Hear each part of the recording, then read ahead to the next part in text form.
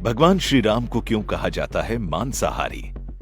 दोस्तों, ऐसा कोई पहली बार नहीं हुआ है जब श्री राम पर कोई आरोप लगाया गया हो। इस देश में कई ऐसे मूर्ख हैं जो प्रभु श्री राम को न पहले समझ पाए थे और न ही अब। आज का ये वीडियो उन्हीं लोगों के लिए है जो भगवान श्री राम को मांसाहारी कहते हैं। इस वीडियो में हम सबूत के साथ बताएंगे कि भगवान श्री राम मांसाहारी थे या नहीं। आपको बता दें, भगवान श्री राम मांसाहारी नहीं बल्कि शुद्ध शाकाहारी थे और इस बात का सबूत रामायण में भी मिलता है। भगवान श्री राम, माता सीता और लक्ष्मण ने अपना राजपाट और राजसी वस्त्र सभी त्याग दिए थे। जब उन्हें 14 सालों का वनवास मिला था, अपनी माता कैकेयी की बात मानकर वो सब कुछ छोड़ छाड़ कर वन जाने के लिए तैयार हो गए। उन तीनों ने सन्यासियों के वस्त्र को धारण कर कुछ समय ऋषियों के आश्रम में ही बिताया और वहां ध्यान और तप किया। इसके बाद में वो दंडकारण्य और फिर पंचवटी में कुटिया बनाकर रहने लगे।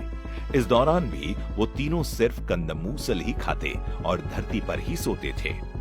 लेकिन कई लोगों का मानना है कि वो एक क्षत्रिय थे, इसीलिए मांस तो खाते ही होंगे। हालांकि ये बात बिल्कुल गलत है। पहली बात तो ये कि ऐसा कहीं नहीं कहा गया है कि अगर आप क्षत्रिय हैं तो आपको मांस खाना ही पड़ेगा। और दूसरी बात यह है कि जिसने 14 साल तक एक तपस्वी की तरह जीवन जीने का निश्चय किया हो, वो भला मांस कैसे खा सकता है? क्योंकि कोई भी ऋषि तपस्वी मांस का सेवन नहीं करते हैं। सवाल सिर्फ भगवान राम पर ही नहीं, माता सीता पर भी उठाए जाते हैं। कहा जाता है कि अगर वो लोग मांसाहारी नहीं थे तो क्यों माता सीता ने हिरण को मारने के लिए भगवान श्री राम को भेजा था और क्यों प्रभु राम उसे लेने चले गए थे? आपको बता दें, माता ने श्री राम को सोने के हिरण को मारने के लिए नहीं बल्कि पकड़कर लाने के लिए कहा था, क्योंकि वो उस हिरण के बच्चे के साथ खेलना चाहती थी और उसे अपने बच्चे की तरह पालना चाहती थी। हालांकि प्रभु राम ने उन्हें बहुत समझाया था कि वो हिरण का बच्चा अभी बहुत छोटा है, अपनी माँ के बिना नहीं रह सकता है। और तभी माता सीता हट करने लगी और कहने लगी, ठीक है, अच्छा, जब तक उसकी माँ नहीं आ जाती तब तक आप उसे मेरे साथ रहने के लिए पकड़ लाएं। इसीलिए आखिर में भगवान श्री राम हिरण के उस बच्चे को पकड़ने के लिए उसके पीछे दौड़ पड़े। वनवास के दौरान भगवान श्री राम की मुलाकात उनके मित्र निषाद राज से भी हुई थी। जब निषाद राज ने श्री राम को देखा तो उन्हें, माता सीता और भाई लक्ष्मण को अपने साथ राज्य में रहने का आमंत्रण दिया, लेकिन प्रभु श्री राम ने बहुत ही शांति से मना कर दिया। तभी निषाद राज ने उनसे भोजन और खातिरदारी के लिए निवेदन किया, जिसे श्री राम मना नहीं कर पाए। पर तभी उन्होंने निषाद राज को समझा दिया था कि वे वनवासी का जीवन बिता रहे हैं, उन्हीं की तरह खाते हैं और वैसे ही सोते हैं। तब निषाद राज ने उनके लिए सात्विक भोजन तैयार करवाया और फल खाने को दिए।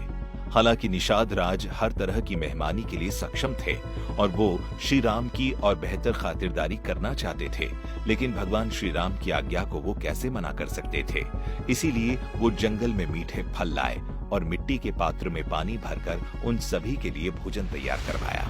यहाँ तक वनवास से वापस आने के बाद भी उन्होंने शाकाहारी भोजन ही किया हमेशा। ये तो हुई वनवास काल की बात, लेकिन इसके पहले भी श्री राम मांस का सेवन नहीं करते थे। रामायण के बाल कांड के अनुसार गुरु विश्वामित्र राजा दशरथ के पास गए तो उन्होंने अपनी परेशानी बताते हुए कहा कि मारीच और सुबाहु नाम के 2 राक्षसों ने ऋषि मुनियों को बहुत परेशान कर रखा है।